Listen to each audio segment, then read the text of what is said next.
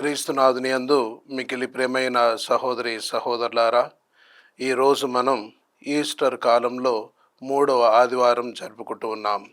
ఈ వారంలో దేవుని యొక్క వాక్యాలను మనం పరిశీలన చేసినట్లయితే, మరి ముఖ్యంగా ఎమావుస్ ఆ దారిన గుండా వెళ్ళేటువంటి ఇద్దరు శిష్యుల గురించి, మరి యేసు ప్రభు వాళ్ళని వెంబడించడం గురించి ధ్యానిస్తూ ఉన్నాం. మనం ఎప్పుడైతే మన జీవితంలో భయం ఉంటుందో మనం దేవుణ్ణి గుర్తించలేం. ఆ భయం మనల్ని ఇంకా దేవుని నుంచి దూరం చేస్తూ ఉంది.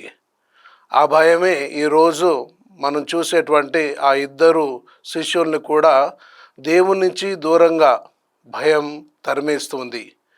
కానీ యేసు ప్రభు వాళ్ళని ఆ భయాల్లోనే వదిలివేయకుండా వారిని వెంబడించడం జరుగుతుంది.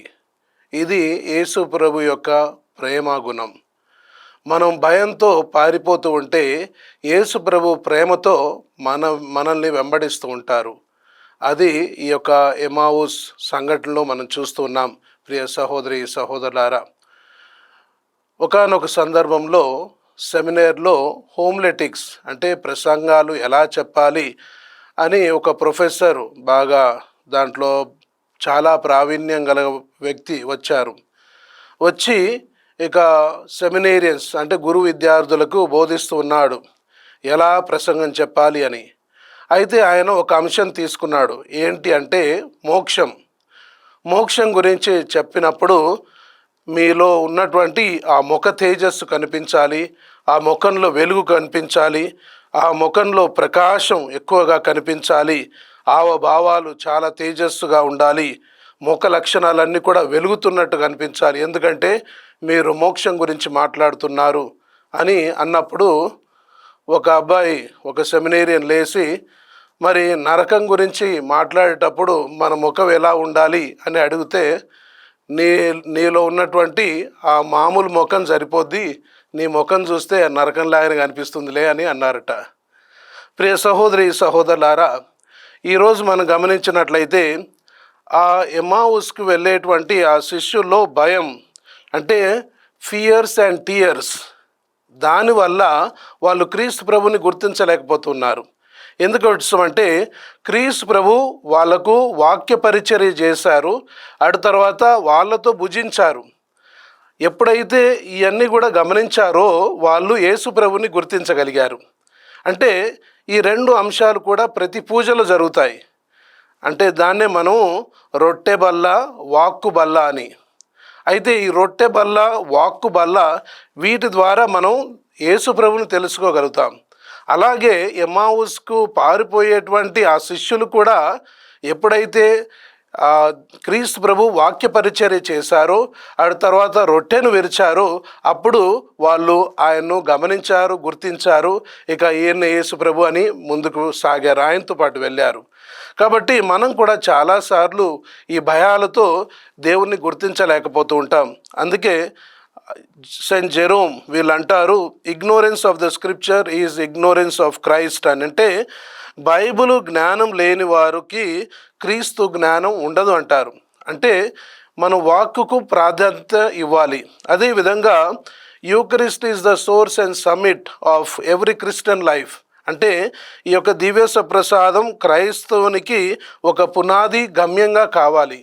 కాబట్టి మనం ఈ దివ్య సప్రసాదం అంటే పూజలో పాల్గొన్నప్పుడు మనం వాక్కు మీద శ్రద్ధ ఉంచాలి. అదేవిధంగా క్రీస్తు పంచేటువంటి ఆ రొట్టె మీద కూడా దృష్టి ఉంచాలి.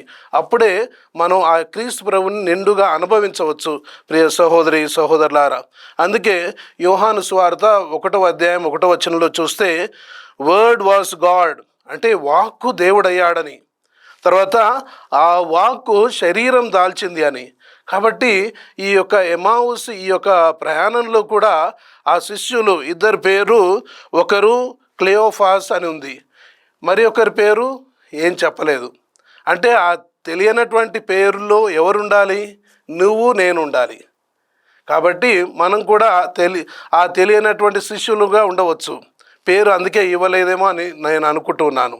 కాబట్టి ఆ క్లియోఫాస్ ఇంకా ఆ పేరు లేనటువంటి శిష్యుడు ఏ విధంగా కనుక్కున్నారో అదేవిధంగా మనం కూడా క్రీస్తు ప్రభుని కనుక్కోవాలి, అనుభవించాలి. ఈ రెండు అంశాలు మరి ముఖ్యంగా వాక్కు ద్వారా, తర్వాత దివ్యస ప్రసాదం ద్వారా మనం ఆ యేసు ప్రభుని అనుభూతి చెందాలి, అనుభవించాలి.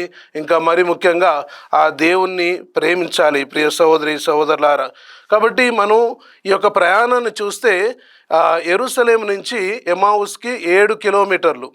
కాబట్టి ఈ 7 కిలోమీటర్ల ప్రయాణం వాళ్ళు దూరంగా వెళ్ళిపోతున్నారు, కానీ యేసుప్రభు వాళ్ళ దగ్గరికి వెళ్తున్నాడు. ఇది యేసుప్రభు యొక్క ప్రేమ గుణం, ప్రేమ లక్షణం. కాబట్టి మనం ఎన్ని భయాలున్నా, మరి ఎంత ఏడ్చి మరి యేసుప్రభుని కనుక్కోలేకపోయినా కూడా యేసుప్రభు మన దగ్గరకు వచ్చి తనను తాను రుజువు చేసుకుంటారు. ఎందుకంటే అప్పటికే ఉత్థానమైనటువంటి ప్రభు వారందరూ కూడా భయపడుతూ ఉత్థానం కాలేదేమో అనుకున్నారు, కానీ ఆ ప్రభు ఉత్థానమయ్యి తనకు స్వయంగా నేర్పించి ఉన్నారు.